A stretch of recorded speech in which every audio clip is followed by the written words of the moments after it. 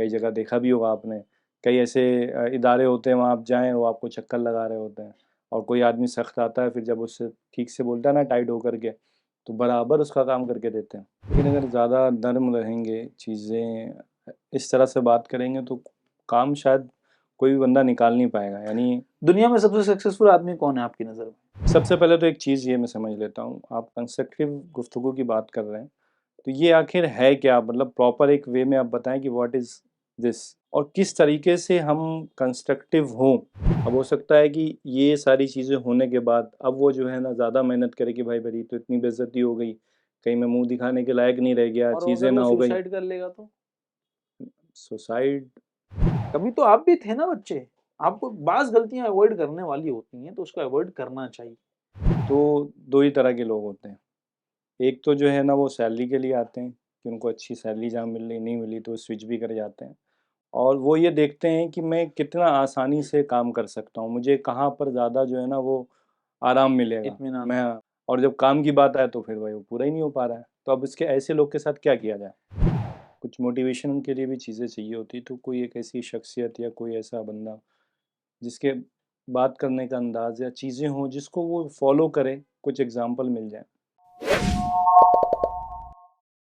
अस्सलाम वालेकुम रहमतुल्लाहि व बरकातुहू। वालेकुम अस्सलाम रहमतुल्लाहि व बरकातुहू। क्या कैसे हाल हैं जी? चाल है? अल्हम्दुलिल्लाह, अल्लाह का करम है। आप अल्हम्दुलिल्लाह कैसे अला हैं? कुल्ली हाल। माशाअल्लाह।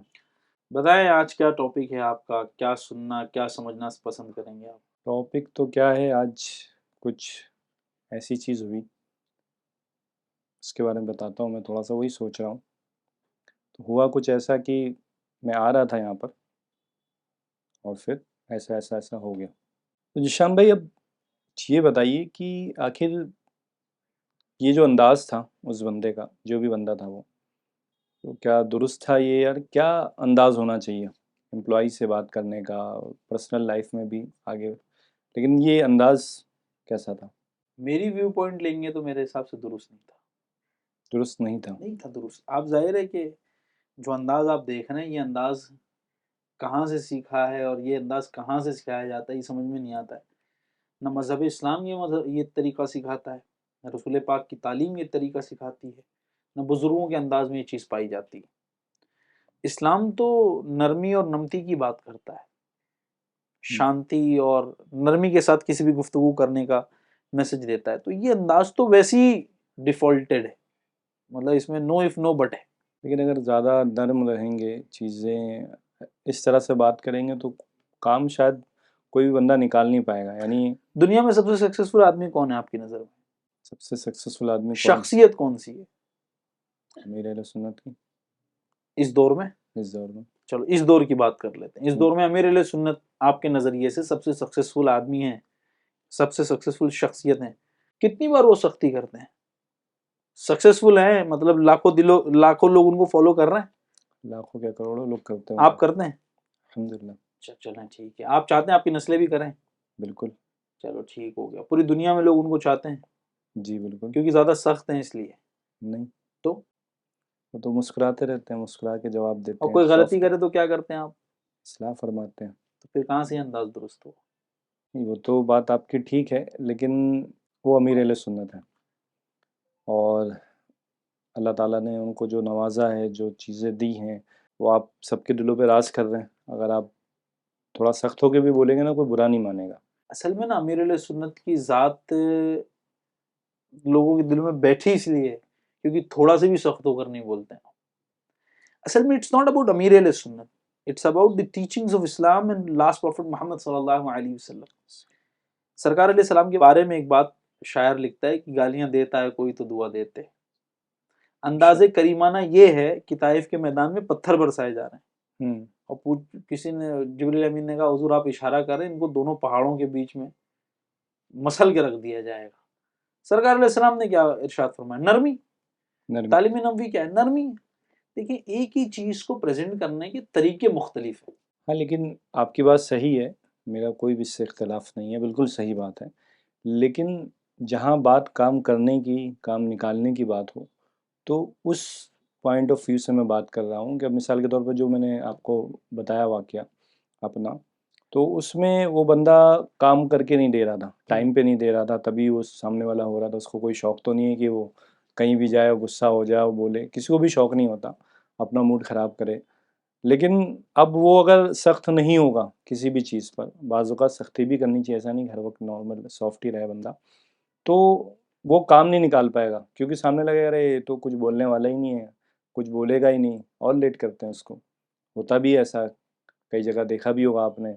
कई ऐसे इदारे होते हैं, वहाँ आप जाएँ, वो आपको चक्कर लगा रहे होते हैं, और कोई आदमी सख्त आता है, फिर जब उससे ठीक से बोलता है ना टाइट होकर के, तो बराबर उसका काम करके देते हैं। देखें, असल में बात ये है ना कि जिस भी साहब की हमने भी आपने बात बताई हमें, आज अगर वो करके भी दे देगा ना, वो मौका ढूंढ रहा होगा कि जिस दिन मुझे दूसरी नौकरी मिली ना, इसकी छुट्टी ले लूंगा। आपको लोग मिल जाएंगे, वफादार नहीं मिलेंगे। अच्छा। आपको नौकर मिल जाएंगे, आपकी मुख्तलिफ कंपनियों के लिए आपके तहत रहकर काम करने वाले मालिकान नहीं मिलेंगे आपको। असल में अभी बात चली अमीर अली सुन्नत की तो उन्हीं की। आपने क्या क्या पता है, अपने तहत रहने वाले लोगों को इतनी शफकतें दी हैं, इतनी उनको उनकी ट्रेनिंग भी की, उनकी गलतियां भी दूर करी। हजारों लोग, करोड़ों लोग जो आपके दिल जो धड़क रहे हैं आपकी मोहब्बत में, आप ये समझें कि वो इलियास कादरी ने ट्रेन किया लोगों को, पॉजिटिव अप्रोच सिखाई, constructive way of living life सिखाई। अब इन तमाम में अगर आप ये देखें तो आपने नौकर नहीं बनाया लोगों को, आपने मालिक बनाया, आपने जिम्मेदारियां दी, आपने अपलिफ्ट किया, मोटिवेट किया, ट्रेन किया। असल में क्या है कि जो साहब जिनकी स्टोरी है, इसके अंदर ये साफ नजर आ रहा है, ये जिस अंदाज के साथ गुफ्तगू कर रहे हैं, एक तो डिमोटिवेट होगा वो, दूसरी बात ये कि वो टाइम पर काम करके दे भी देना तो तब तक आपके पास रहेगा जब तक कि उसको आप सैलरी दे रहे हो या उसके दूसरा ऑप्शन नहीं है। लेकिन अगर इसी के साथ अगर ये देख लें कि अगर आप उसके साथ में नरमी और शफकत से पेश आते, मान लीजिए इसी स्टोरी को उठा लें कि भाई उसने काम करके नहीं दिया टाइम पर, आपने कितनी बार आइडेंटिफाई किया कि काम टाइम पर क्यों नहीं करके दे रहा है? आपने भी तो आइडेंटिफाई करना चाहिए। मैंने अपने बड़ों से देखा है, रुकनेशुरा आरिफ बापू दावत इस्लामी इंडिया के हेड हैं, उनके अंदर भी एक चीज मैंने देखी कि अगर कोई बीमार हो गया, उसको कोई काम दिया आपने, तो फोन लगाया, अगर वो बता देना मैं बीमार हूँ, तो पहले उसकी इतनी उसके साथ नरमी फरमाएंगे आप, इतने मोहब्बत से पेश आएंगे, ये सामने वाला वैसे ही ठीक हो जाए। बात ही नहीं करनी है काम की ना, वो काम की कारकर्दगी खुद देगा। दूसरी बात, मुझे भी यूं लगता था दावत इस्लामी के अंदर इंटीरियर में जाने से पहले पहले तक, यार सख्ती is the way, you need to be very tight, मतलब बहुत टाइट होगा ना आदमी तो ही काम करवा पाएगा। लेकिन जब बड़ों की सोहबत मिलती है ना, तो इंसान के अंदाज बदल जाते हैं, जब कर्म होता है तो फिर अंदाज अंदाज बदल बदल जाता, जाते हैं। सही। बड़ों की सोहबत मिली तो मैंने देखा यार इनकी नरमी है, नरमी का लोग फायदा भी उठा रहे हैं। लेकिन मैंने ये देखा कि एक वक्त तक है ना, नरमी का लोग फायदा भले उठाते हैं, लेकिन एक वक्त आता है, जैसी वो क्रॉस होता है ना, वो लाइन क्रॉस होती है ना, वो जो फायदा उठा रहा था ना, जिंदगी भर के लिए उनका हो जाता है, अच्छा। जिंदगी भर के लिए हो जाता है। यानी आप ये कहें ना कि यार मौलाना इलियास कादरी साहब दामद बरकातुहुम आलिया जो है, वो किसी को कोई इशारा फरमाए कि ये काम करना है, तो बंदा सब कुछ लगा देगा अपना कि मौलाना इलियास कादरी साहब ने किया है, कहा है। उसकी सबसे बड़ी वजह ये मोहब्बत, लव, वो अपने नीचे काम करने वाले लोगों के साथ में वो अंदाज इख्तियार करना। अच्छा, ये सिर्फ और सिर्फ आपकी प्रोफेशनल लाइफ का हिस्सा नहीं है, personal life, professional life and social life, तीनों जगह पर जो है ना, कंस्ट्रक्टिव वे ऑफ टॉकिंग और पॉजिटिव अप्रोच ये लाइफ में बहुत जरूरी है। जैसे मान लीजिए कि आपका कोई काम करने वाला बंदा है, वो लेट आया, एक तरीका क्या है, यार तुम लेट आते हो, मैं तुम्हारे साथ काम नहीं कर सकता, तुम भैया अपना काम देख लो। अच्छा, अब वो आगे रहेगा भी ना, तो उसका दिल हमेशा छोटा सी रहेगा आपको लेकर, दिल खुल नहीं पाएगा। इसके बदले ये हो जाए, बैठाए उसको पानी पिलाएं, यार आप लेट आते हो, घर में सब ठीक तो है, कोई प्रॉब्लम तो नहीं है, या आप कहें तो मैं आपकी क्या ऐसी मदद करूं कि आप टाइम पर आए। अगर वो जानबूझकर भी लेट आता था तो शर्मिंदगी महसूस करेगा कि यार मैं तो आता था लेट, लेकिन ये सामने वाला इतनी शफकत से कहता है ना कि मैं मतलब क्या कैसे लेट जाऊं यार। मान लो कि आपका कोई बंदा है जो कंट्रोल में नहीं आ रहा है, कि यार इसको काम देता हूँ टाइम पर नहीं करता है, तो टेबल टॉक करो ना यार उससे साथ, लेकिन कंस्ट्रक्टिव अप्रोच होनी चाहिए कि यार पिछले 5 दिनों से मैं आपको काम दे रहा हूँ लेकिन आप टाइम पर नहीं कर पा रहे। मैं समझना ये चाह रहा हूँ, कहीं ऐसा तो नहीं कि आप बीमार हैं या मेंटली तौर पे कोई डिप्रेशन है, पर्सनल लाइफ कोई डिसबैलेंस्ड है, घर में कोई बीमार है, आप बताएं, मैं आपके साथ खड़ा हूँ, मैं आपका अपना हूँ, पहले भरोसा तो देना। You can not earn people just by paying them salaries, it's never a good idea. हमेशा आप अपने तहत काम करने वालों को सिर्फ पैसों से नहीं खरीद सकते, आपको पैसों के साथ शफकत, मोहब्बत, इज्जत, मान सम्मान देना पड़ता है। और बगैर मान सम्मान के दुनिया में नहीं चल सकता। इंसान के अंदर की बाज कमियों को कुरान ने भी इशारा फरमाया है, और उनमें से एक ये भी है कि इंसान की कमजोरी, यानी खुलासा जो मैंने उलमा से सुना, इंसान की कमजोरी ये भी कि he loves to be respected. यानी एक फितरत है, ये इंसानी फितरत है कि इज्जत नफ्स हो उसकी, और उसकी बुराई ना हो अच्छाई हो, तो फिर यार किसी को आप खरीद नहीं सकते ना पैसे देकर यार बापू। हाँ, जाहिर सी बात वो आपको सर्विस दे रहा तो पैसे दे रहे हो ना, है है। तो इंसान वो। और इस्लाम ने तो ये खत्म ही कर दिया कौन बड़ा कौन छोटा। सही। एक ही सफ में खड़े हो गए महमूद व अयाज, ना रहा कोई बंदा ना कोई कोई बंदा बंदा नवाज। नवाज, तो इस्लाम ने तो इसकी तोड़ ही रख दी, 5 टाइम दिन में सिखा रहा है इस्लाम। सबको खड़ा कर दिया। हाँ, you are not above anyone, खलास। बात तो आपकी ठीक है, लेकिन सबसे पहले तो एक चीज़ ये मैं समझ लेता हूँ, आप कंस्ट्रक्टिव गुफ्तगू की बात कर रहे हैं, तो ये आखिर है क्या? मतलब प्रॉपर एक वे में आप बताएं कि व्हाट इज़ दिस, और किस तरीके से हम कंस्ट्रक्टिव हों। बहुत अच्छा सवाल है आपका। कुछ एग्जाम्पल्स के जरिए और कुछ हाँ वैसे। अपनी अंडरस्टैंडिंग के जरिए मैं प्रेजेंट करता हूँ। जैसे फॉर एग्जाम्पल के कोई सिचुएशन ले लेते हैं। एक सिचुएशन ऐसे ले लेते हैं कि आपके बच्चे ने अच्छे नंबर नहीं लाए। हम्म। एक सिचुएशन ले रहा हूं मैं। तो अब बच्चे ने अच्छे नंबर नहीं लाए, तो 2 ऑप्शन है, पट्टा उठाओ ठोको, है ना? हर पट्टे पे 10% बढ़ेगा ना। अच्छा, ऐसा करना हाँ, अब भाई इसीलिए तो मार रहा, मार क्यों रहा है भाई? मतलब मेरे आज तक ये बात नहीं जाती दिमाग में कि मारने से परसेंटेज बढ़ते नहीं है, और मारने के बाद मैंने आज तक देखा नहीं कि वो पड़ता है। अच्छा, आपकी बात में ऐड ऑन करूँगा, ऐड ऑन नहीं है, मतलब एक मिसाल दूंगा मैं कि जैसे आपने कहा मारने के बाद तो बढ़ेगा नहीं, तो एक बंदा था वो पहले ही मार देता था, क्योंकि बाद में तो कुछ फायदा हो नहीं, पहले मार दो ताकि आदमी जो है नहीं, सही हो जाए। तो अब ये सही है क्या? अब वो तो उससे पूछना पड़ेगा जिसने मारा था। लेकिन ये कि मैं अभी उसी एक सिचुएशन है कि भाई अब तुम पट्टा उठाओ और उसको ठोको। और दूसरी सिचुएशन है at least sit with that guy and have a very open ended talk. नहीं, प्रॉब्लम पे डिस्कस करें और उसके बाद उसका सोल्यूशन निकालें। मतलब आपने उसको ठोक दिया, अब तो कुछ नहीं हो रहा। कंस्ट्रक्टिव वे क्या है कि बेटा ये आपके नंबर अच्छे थोड़े से कम है, मैं समझना ये चाह रहा हूँ। देखो आपको ये फील करना पड़ेगा जब तक कि आप सामने वाले को सेंस को इस तरह नहीं फील करेंगे मैं उसकी जगह होता तो कैसे फील करता, तब तक के आप कंस्ट्रक्टिव नहीं बन पाएंगे। जैसे मान लीजिए आपके 40 नंबर आए होते कल, और आपके अब्बा आपके सामने बैठे होते, तब आप क्या फीलिंग होती कि यार अब्बा किसी तरीके से बहुत अच्छे से बात कर लें, थोड़ा चुमकार के बात कर लें, ज्यादा बेइज्जत ना करें मुझे। तो उस वक्त उसकी इज्जत नफ्स की ख्याल रखना आपकी, और डिमोटिवेट हो जाता है आदमी। असल में माँ बाप की तरफ से एक अब बात चली तो बात माँ बाप ने ये बोल दें तेरे से नहीं हो पाएगा, उसको फील होती है कि नहीं कर पाऊंगा मैं। कोई बच्चा अगर बिगड़ा ना हो ना, माँ बाप और भाई बहन मिलकर उसको बिगाड़ सकते हैं 1 महीने के अंदर। आपको कैसे? अच्छा। भाई उसको सिर्फ इतना बोलना शुरू करो, इतना ही बोलना शुरू करो, तू किसी काम का नहीं है, तू किसी काम का नहीं है, तू नहीं कर सकता, तू नहीं कर सकता। उसको फील आ गई ना यार कि जिसके जिसम में मैं 9 महीने था, जिसके खून से मैं वजह से दुनिया में आया, वो मुझे कह रहे हैं कि तू नहीं कर सकता, तो वो माइंड पे इम्पैक्ट कर रहा है ना। मेरी छोटी भांजी है 1 साल की होगी, तो अब वो एक कलाम है आसियों को दर तुम्हारा मिल गया, मैंने वो रील डाली थी, उनको कलाम पढ़ के सुना तो किसी ने रिकॉर्ड कर ली। अब आपको पता है उनके दिमाग पे उस रील का क्या असर है?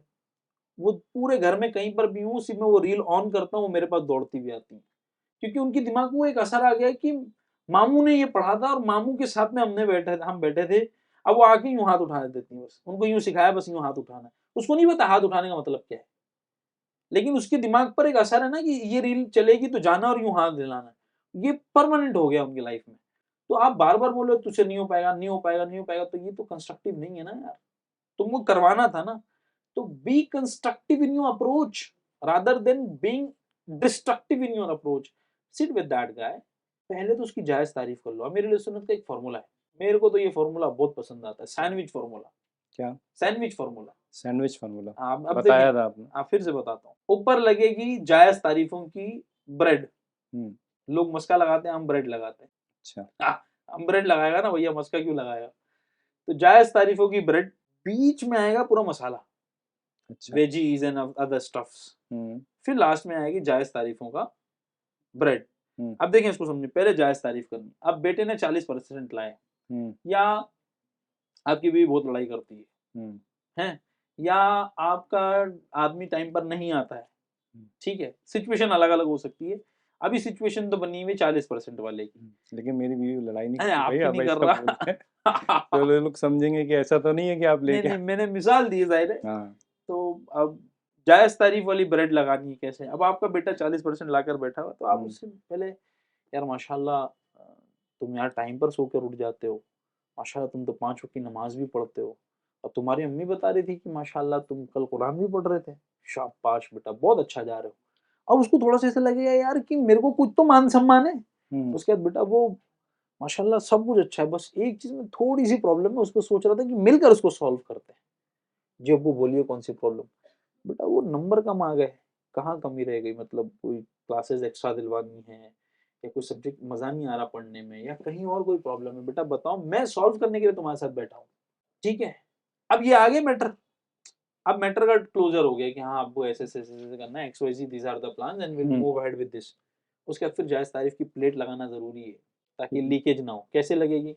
ये तुम्हारी जायज जायज तारीफें करें, और माशाल्लाह तुम यूं हो बेटा, मिलके करना। अच्छा, ये हो गई कंस्ट्रक्टिव अप्रोच, यही पर्सनल लाइफ में हो सकता है। ये जो आपने बताया, काफ़ी डिटेल गुफ्तगू करी आपने इसमें, लेकिन क्या ये एक्चुअली वर्क करता है? किसी को शौक तो नहीं होता अपने बेटों को मारने का या डांटने का।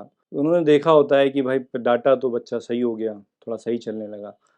अब कोई एक दिन का काम तो होता नहीं, मार्क्स कम आ गया तो वो पूरे साल भर की मेहनत है। साल भर उसने सही से तवज्जो नहीं दी होगी, या पढ़ाई में मन नहीं लगा होगा उसका, तभी ये रिजल्ट आया ना। तो ये सारी चीज़ें पहले से देख रहे हैं, पेरेंट्स देख रहे हैं, सारी चीज़ें देख रहे हैं।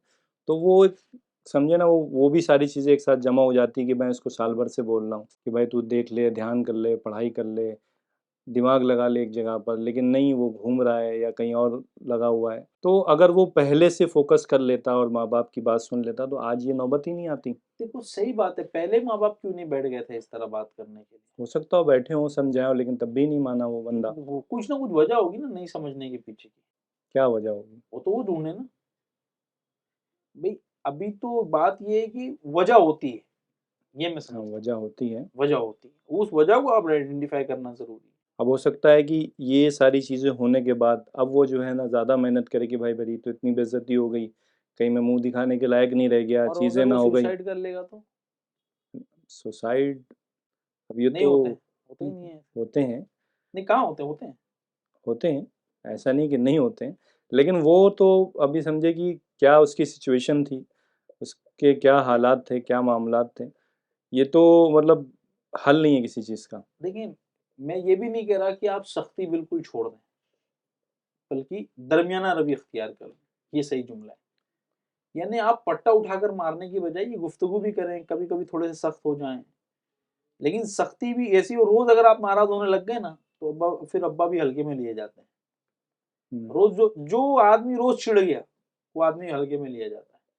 आप once in a blue moon एक बार थोड़ा सी टाइट हो जाए, वो भी मारे वारे नहीं, हाथ वाथ नहीं छोड़े, खुद ही ढीला टाइट ये जो दरमियाना रवि अख्तियार करेंगे, तो it will be very great for you. हाँ, मतलब इसमें यही है ना कि गलतियों पे है पकड़ो, ऐसा नहीं कि मतलब एक मूड बन गया भाई।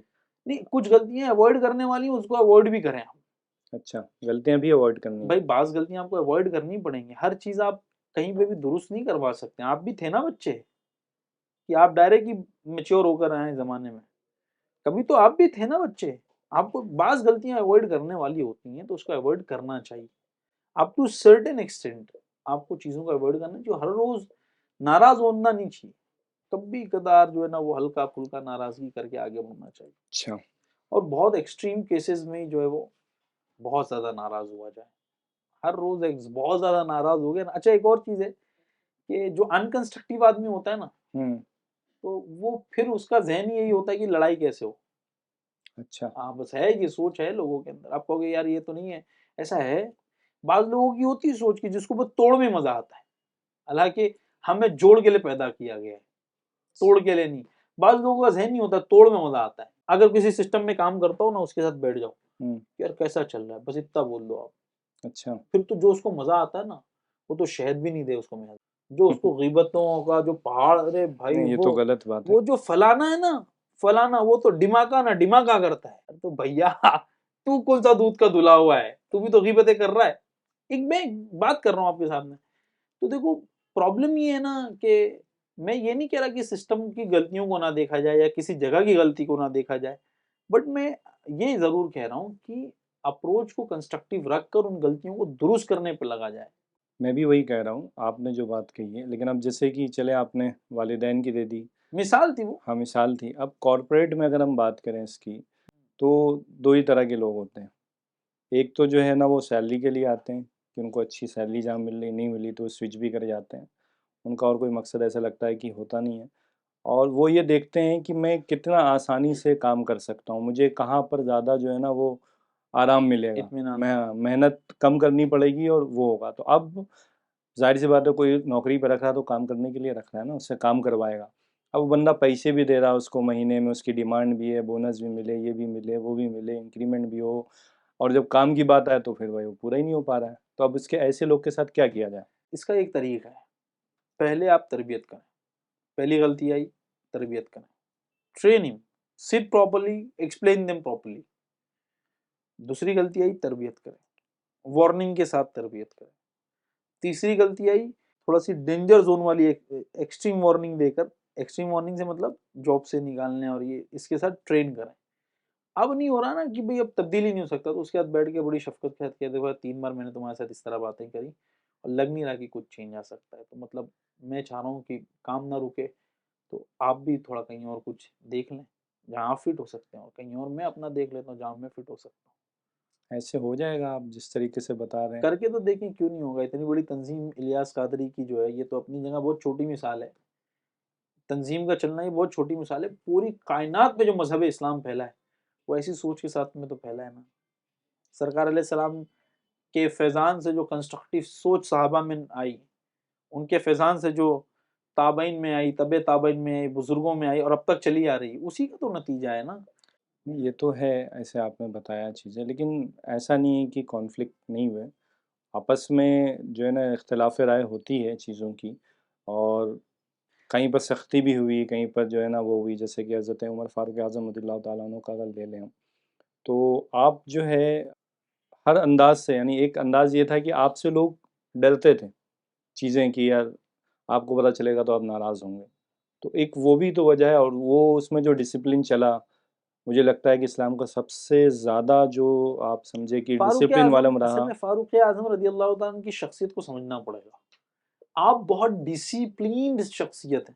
हुँ, डिसिप्लिन्ड आदमी जो होता है ना, उसका ऑरा होता है। तो मैं भी वही कह रहा हूँ ना कि वो डिसिप्लिन उन इसका इसको रहा। ऐसा नहीं लिया जाए कि हंटर लेके ही चलते थे आप और हंटर से गर्दनें काटते चलते थे लोगों फैसला की। लेते थे ना एक बार में, मतलब इतना तो ज़्यादा डिसीजन बार-बार देना नहीं, तो और नहीं चीज़ें नहीं नहीं करना। नहीं, ऐसा नहीं है। आपने रियायत तो दी है ना लोगों को, उठा के सीधा गर्दन थोड़ी ना काट दी किसी की। भाई आप एक नाई के पास गए अपनी हजामत करवाने, तो आपका इतना उसके अंदर वो था एक, कि उसका वजू टूट गया। तो जब अब आपको अंदाजा हुआ कि ये डर गया है बिल्कुल, तो हुँ, आप रजी अल्लाह ताला ने उसकी जो मेहनताना तो वो भी दिया, कुछ एक्स्ट्रा भी दिया, हुँ, शफकत भी फरमाई उस पर। तो इसका ये कतई मतलब नहीं, देखो ये नहीं कह रहा कि punishments are not the part of training. Hmm, punishments are the part of transition, but strict punishment is not the part of transition. Being very strict is not always the part of transition. If you want your employee, your relations, your say, friendship, your career, anywhere, if you want things to be smoother, if you want things to be the way you want them, then taking the softer road is always better. अब देखिए भाई, आप 3 बार तो warning दे ही रहे हैं ना अपनी पूरी गुफ्तगू में, हाँ, वो तो तो नहीं हो रहा है वार्निंग। उसके। तो पहली बार में उड़ा दिया आपने सामने वाले को, तो क्या, वो तो समझ नहीं आ रही ना बात। यहाँ पे एक मिसाल चलती है कि थोड़ा-सा भी अगर आप सॉफ्ट है ना, बोले भाई बड़ा प्यारा और मीठा सा है, इसको तो खा जाएँगे हम लोग। कौन खा जाएगा? ये ऐसी आज मिसाल तक चलती है। आज तक देखो, एक होता है बेवकूफ और एक होता है साफ दिल आदमी। हुँ, मैं यहाँ बेवकूफ होने की बात नहीं कर रहा, साफ दिल आदमी होने की बात कर रहा हूँ। मेरे लिए सुन्नत का की जहानत, अल्लाह अकबर, जिसको बैंक का चेक नहीं साइन करने आया वो दुनिया भर में दावत इस्लामी चलाए, हाँ, सही। वो तो जहानत है ना। आप सॉफ्ट हैं, आप क्लियर हैं, आपका दिल बहुत पाक है, बेवकूफ नहीं है आप, आपके कदमों से जहानत बट रही है। तो मोमिन जो होता है ना, वो बेवकूफ नहीं होता है, वो भोला होता है। भोले भाले होने में और बेवकूफ होने में फर्क है। स्मार्ट होता है, स्मार्ट होता है, चालाक नहीं होता। चालाक लफ्ज तो उसका वो है, मैं चालाक नहीं कह रहा। नहीं, चालाक नहीं होता है, स्मार्ट मतलब वो चालाक में अब नहीं, यानी चालाक का माना ये यूं ना ले लें कि भाई स्मार्ट को ही चालाक कह रहे हैं। स्मार्ट होता है, नेगेटिव वे में चालाक नहीं होता, हाँ, उसको पॉलिटिक्स नहीं करने आएगी। समझदार होता है बंदा, समझदार होता है, चालाक नहीं होता। चालाक समझदार क्या होता है कि बंदा अपने बारे में सोचता है कि मेरा बेनिफिट है, वो चालाक है। समझदार क्या है कि सबके लिए सोच रहा है। ऐसा ही है। ये तो सारी चीज़ें आपने बताई, सारे मामलात भी हैं, ठीक है। लेकिन मेरा कहना ये है कि अगर हम सख्ती नहीं करेंगे और हमेशा सॉफ्ट ही रहेंगे तो काम नहीं निकाल सकेंगे। काम निकालने के लिए कुछ सख्त होना भी दरमियाना ज़रूरी रवि है। इख्तियार करने का कहा जा रहा है कि दरमियाना रवि ठीक है, लेकिन अब उसमें कैस क्या अंदाज़ होना चाहिए? अब वही मिसाल के तौर पे कोई जो है बंदा रोज़ाना ही लेट आता है, अब उसको क्या दरमियाना रवि आपने इख्तियार बैठ करके मैं, बोलूँ? मैं वही कह रहा हूँ भाई, पहली दफा जब वो लेट आया तो आपको बैठ के बात करना चाहिए था कि आप लेट ना आए और ये थोड़ा सी मुनासिब नहीं लग रहा है। बात करी मैंने उससे। हाँ, दूसरी बार उसको बोलें भाई ये नहीं समझ में आ रहा है, वार्निंग के साथ बोलें, प्रॉब्लम हो सकती है। तीसरी बार फिर समझें, लेकिन आपको पहली बार में ये समझना पड़ेगा कि इसकी ये प्रॉब्लम सॉल्व कैसे की जा सकती है। असल में होता क्या है ना कि कभी-कभी आदमी फ़ायदा भी उठा रहा होता है। कैसे? अभी उसको पता है कि भाई मैं लेट आ रहा हूँ, ठीक है, है गलत चीज़ें हैं, लेकिन इसके बाद ऑप्शन भी नहीं है मेरे अलावा, क्योंकि अभी कोई दूसरा तो बंदा भी सख्त नहीं हो है। जाएंगे तो आ जाएगा ऑप्शन। सख्त हो जाएंगे तो अब यानी इस फ़ायदा उठाना, अगर सॉफ्ट है तो कोई वो भी नहीं हो रहा ना। सख्त होंगे तो ये है कि डांट पड़ेगी मुझे, एक कुछ नहीं, सामने पनिशमेंट तो है ना आप उसके डांट सामने। सुनने का छोड़ के चले गया तो फिर ठीक है, दूसरा देखेंगे और क्या आपके पास तो करेंगे। ऑप्शन ही नहीं था ना दूसरा। हाँ, तो अब ऑप्शन बन गया है, करना पड़ेगा, कहाँ क्या से बना? करेंगे। तो वही तरीका सॉफ्टली भी तो सॉल्व किया जा सकता था। एक लेकिन चीज मैंने अपने बड़ों से सीखी, कोई आपको छोड़कर भी जाए ना तो आपसे बज्जन होकर ना जाए। बज़्ज़न क्यों होके जाएगा, वो तो उसकी गलती थी ना, कोई मैंने खुशी से तो उसको नहीं डांटा आप ना। मैं ये नहीं कह रहा कि उसकी गलती पर आप उसको नजरअंदाज करें। इस बात को अगर कोई यूं ले कि भाई ये कह रहे हैं कि जो करे तुम सॉफ्ट रहो, उसको देखो ही मत और सोचो ही मत, ये तो नहीं कह रहा। मैं कह रहा हूँ कि उसकी तह को समझें, कंस्ट्रक्टिव अप्रोच रखकर उसकी प्रॉब्लम को सॉल्व करने पर जाएं, rather than only being stuck to the person. अच्छा, identify the problem and solve the problem. Why can't you do this? Rather than sticking to the person or the individual, why don't you indulge yourself into understanding the problem? लेकिन हर बार ऐसा नहीं होता है कि problem ही होती है, बाज़ औक़ात इंटेंशन भी होती तो है बंदे की। प्रॉब्लम नहीं है तो फिर छुट्टी दे दो उसको। कसम कहाँ खाई है हमने? सॉफ्ट रहने का मतलब तो ये नहीं कि तुम बस फ्री में लंगर ही चलाओ। उसको कहेंगे भाई माशाल्लाह बड़ा अच्छा काम किया आपने, अब आप घर जा सकते हैं। हाँ, मतलब अब माशाल्लाह वहाँ कहना नहीं कहना वो समझ लीजिएगा अब। अच्छा, चले। लेकिन बात समझ में आ रही है कि एक आपने ये भी बात जो कही कि आपसे कोई भी जाए, भले आपके पास रहे या ना रहे, लेकिन वो आपसे बज़्ज़न होके ना जाए कि भाई ये बंदा तो जो है ना वो ऐसा ऐसे है, ही बज़्ज़र करना चाहिए। बज़्ज़न। तो कुछ ऐसी टिप्स बताएँ ना कि किस अंदाज़ में हमें, ऑफ़िस में हों हम या फिर घर पर हों या बाहर हों, तो अंदाज़ क्या हो किसी से बात करने का जिसमें ये कंस्ट्रक्टिव वे हो और सामने वाले को बुरा भी ना लगे, हमारा मकसद भी पूरा हो जाए, चीज़ें भी हो जाएँ। कुछ ऐसी टिप्स बताएँ ना? देखिए सीधी सी बात ये है ना कि एक बात जो मैं समझ पाया हूँ, एक ही बात को कहने के मुख्तलिफ तरीके हैं। ठीक है। अपनी बात कहने के मुख्तलिफ तरीके हैं। किसी को ये कहना ना कि यार तुम कंपैटिबल नहीं हो हमारी इस जॉब के लिए, तो दो तरीके क्या है, you are not going to fit in our job. Job, हुँ, तो उसको फील होगा, डिमोटिवेटेड फील करेगा।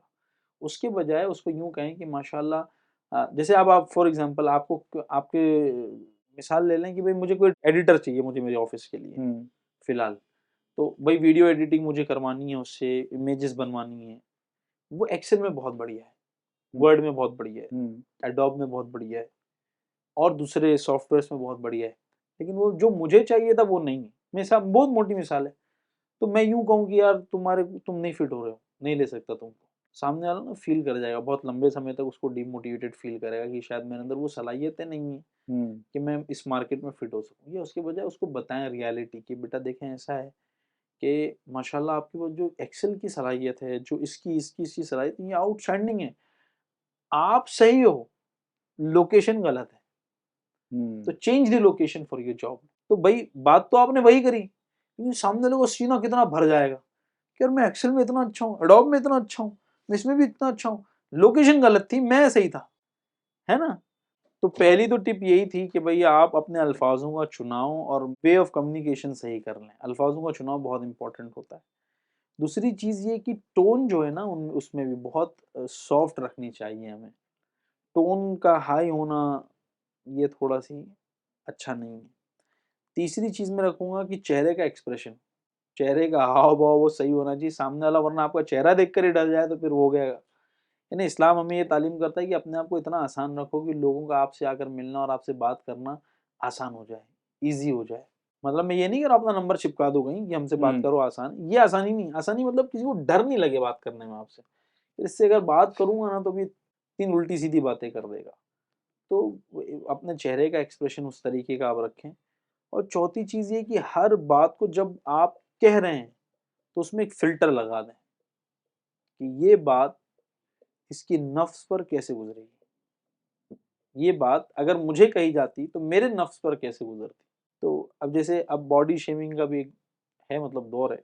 तो किसी को मोटा कहने के बजाय, यानी कोई मोटा है और आपको उसको बोलना है कि यार अपना वेट कम कर लो, तो एक तो क्या है, खा खा के तुम यार एकदम। तो बोलते हैं भाई भैंस जा रहा है, भैंसा जा हाँ तो रहा फिर है, उसकी हाथी हो गया है। वो फिर क्या होता है, वो चीज़ को ना बहुत फील कर डिप्रेशन में चले जाएगा वो आदमी। उसके बजाय ये कि यार माशाल्लाह जो अल्लाह ने आपको हेल्थ दी है, अगर इसमें थोड़ी सी चेंजेस करके इसको मसल में कन्वर्ट कर लो तो यू लुक वेरी स्मार्टर। ये तरीका भी तो है ना यार। आप देखो मेरी बात का बुरा नहीं मानना, मैं थोड़ा सीधा सीधा बोलता हूँ, तुम मोटे ज्यादा हो गए हो, अबे भैया कलेजा निकाल रहा है, डिप्रेशन में जाकर 2 केक और खा लेगा वो। जस्ट गिविंग एन एग्जाम्पल, ठीक है ना। तो फिर वही सब बातें हैं कि हमें जो है ना वो थोड़ा सी अपना हाव भाव भी उस तरह का रखना चाहिए कि आदमी को, जैसे आरिफ बापू हैं फिलहाल तो हमारे यहाँ, तो उनसे इंटरेक्शन ज़्यादा है।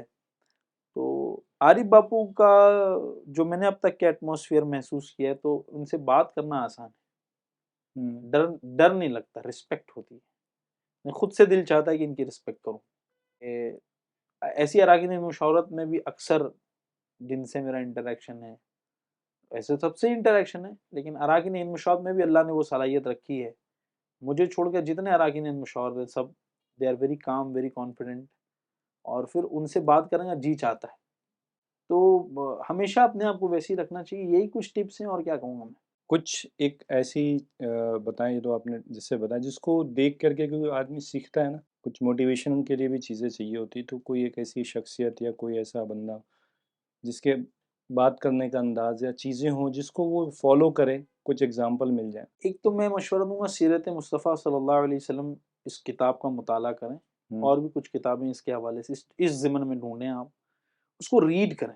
और सेकंड जो है ना, मौलाना इलियास कादरी साहब को इस दौर में अगर आप प्रैक्टिकली किसी को देखना चाहते हैं ऐसा करते हुए, तो जितना मैं बयान कर पाया उससे कई गुना ज़्यादा मौलाना इलियास कादरी साहब दामत बरकातुहुल आलिया में अल्लाह ने सलाहियतें रखी हैं। उनको प्रैक्टिकली आप उनकी चीज़ों को देख कर बहुत कुछ सीखा जा सकता है। यानी जो मुरीदीन से माफ़ी मांग सकता है लाइव, उससे बड़ी शख्सियत मेरे नज़र में तो फिर कोई नहीं हो सकता है। हाँ, और एक अमीरुल सुन्नत की बड़ी प्यारी तसनीफ़ है, बातचीत करने का तरीका, या जो मुझे टाइटल आदाब याद है, नहीं आ रहा है, स्क्रीन शायद। पर अगर आप चाहें तो दिखा दीजिएगा। वो किताब आपने चाहिए कि पढ़ लें एक दफ़ा, इंशाल्लाह उससे भी बहुत कुछ सीखने मिलेगा। उसमें अमीर अहले सुन्नत ने जो ना काफ़ी सारी चीज़ों की मेरे ख्याल से मतलब किस तरह से बोलना चाहिए अंदाज भी बताया है, और जो मतलब नेगेटिव जो बातें होती हैं वो भी उसकी भी निशानदेही करी है, और क्या चीज़ें बुरी लग सकती हैं और किस तरीके से लोगों को गाइड किया जा सकता है, अंदाज अच्छा, ओवरऑल पूरा जो है इसमें। बिल्कुल ऐसे ही। अच्छा, एक और बात मैं कहूँगा कि ना मैंने ये महसूस किया है कि इसमें बहुत बड़ा रोल जो ना वो अच्छों की सोहबत प्ले करती है। हाँ। मैंने अपने पर्सनल लाइफ में इस चीज़ को अभी महसूस करना, बहुत डीपली महसूस करना शुरू किया है कि टॉकिंग, वे ऑफ टॉकिंग जो है ना वो तब्दील पॉजिटिव वे में तब्दील तब होता है जब ऐसे अफराद के बीच में आप रहते हैं। तो हिंद मुशावरत में जो सोहबत मुझे मिली है अरकान हिंद मुशावरत में, तो मैं तो अभी उनका 10% भी नहीं हूँ। जिस तरह के वो लोग हैं, जिस तरह की अल्लाह ने उनके अंदर सलाहियतें रखी हैं, मैं दुआ करता हूँ कि उन लोगों जैसा अगर मेरे अंदर चीज़ें आ जाएँ, जिस तरह वो बात करते हैं, जिस तरह बात करने का वो फ़न रखते हैं, तो मुझे लगता है मैं भी कामयाबी की जानिब बढ़ सकता हूँ। मैं इसलिए ये बात कह रहा हूँ कि अपने साथ ऐसे अफराद को ढूँढें, जिनके ज़रिए आप कुछ चीज़ों को सीख सकें। सही है, मतलब हमारी गैदरिंग भी वैसी होनी चाहिए, लोगों के साथ उठना बैठना भी ऐसे लोगों के साथ होना चाहिए जो अच्छे ही बातें करते हो, जिनका ऐसे अंदाज अच्छा हो बात करने का, कंस्ट्रक्टिव। कंस्ट्रक्टिव। माशाल्लाह काफ़ी कंस्ट्रक्टिव गुफ्तगू रही हम लोगों की भी। अल्लाह करे ऐसा ही हो। और जो भी इसमें नेगेटिविटी होती है, लोगों को समझाने का अंदाज़, एक बात करने का अंदाज़ समझ में आया इस एपिसोड में। उम्मीद करता हूँ कि हमारे नाज़रीन को भी सीखने को मिला होगा, एक चीज़ समझ में आई होगी, हर चीज़ गुस्से से, गर्मी से नहीं होती, नरमी से होती है। वो एक अमीर सुन्नत का एक शेर भी है, याद आ रहा है कि है फलाह हो कामरानी नरमी और आए आसानी है में, सुभान अल्लाह। हर बना काम बिगड़ जाता है नादानी नादानी। में। तो नादान ना बने, बल्कि समझदार बने। मिलते हैं अगले एपिसोड में एक नए टॉपिक के साथ। अस्सलाम वालेकुम रहमतुल्लाहि व बरकातुहू।